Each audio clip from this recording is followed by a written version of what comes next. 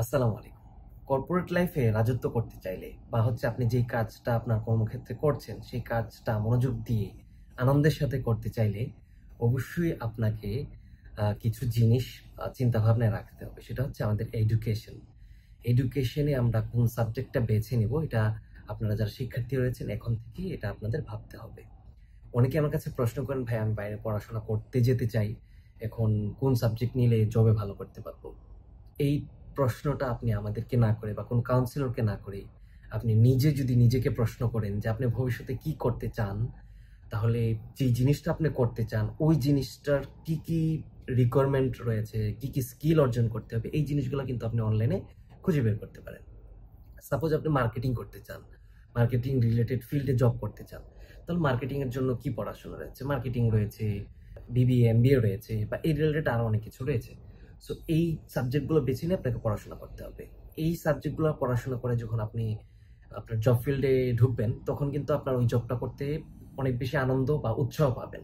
আর যেই কাজটাতে আপনি অনেক বেশি আনন্দ বা উৎসাহ পাবেন, সেই কাজটা কিন্তু আপনি সবচেয়ে বেশি এফোর্ট দিতে পারবেন এবং আপনি সেখান থেকে অনেক ভালো রেজাল্ট নিয়ে আসতে পারবেন। মোট কথা হচ্ছে আপনি কাজ করে আনন্দ পাবেন, আপনার চারপাশের কলিগরা আপনাকে নিয়ে গর্ববোধ করবে, আপনার বস আপনার কাজে স্যাটিসফাইড থাকবে এবং আপনি আপনার ক্লায়েন্টকে ভালো সেবা দিতে পারবেন। তো এইটা হচ্ছে মূল জিনিস, এটা মাথায় রাখতে হবে। এই জিনিসটা আমরা যারা জানি না বা অন্য কাউকে জিজ্ঞেস করি, কাউকে জিজ্ঞেস করার আগে আমার মনে হয় নিজেকে জিজ্ঞেস করুন, তারপর do some research on Google. আসলে অনলাইনে প্রচুর পরিমাণে রিসোর্স রয়েছে।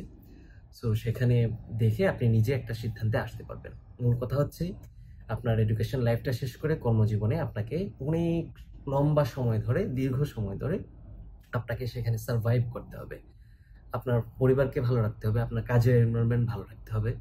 সো এইজন্য আপনাকে অবশ্যই সাবজেক্টটা, এডুকেশন সাবজেক্টটা খুব ভালোভাবে সতর্কতার সাথে বেছে নিতে হবে। হ্যাঁ, একটা সময় অপরিকল্পিতভাবে আপনি নিয়ে হয়তো একটা সময় জবে অ্যাডজাস্ট করে নিবেন, কিন্তু সেটা অনেক বেশি সময় সাপেক্ষ ব্যাপার। এই সময়টা যারা নষ্ট না করতে চান, যারা অনেক বেশি সচেতন, তাদের জন্য আমি মনে করি এই ভিডিওটা অনেক বেশি হেল্পফুল হবে। আশা করছি এই ভিডিওটি আপনাদের ভালো লেগেছে। দেখা হচ্ছে আপনাদের সাথে পরবর্তীতে ভিন্ন কোনো ভিডিওতে, ভিন্ন কোনো টপিকস নিয়ে। সে পর্যন্ত ভালো থাকুন, সুস্থ থাকুন। আল্লাহ হাফেজ।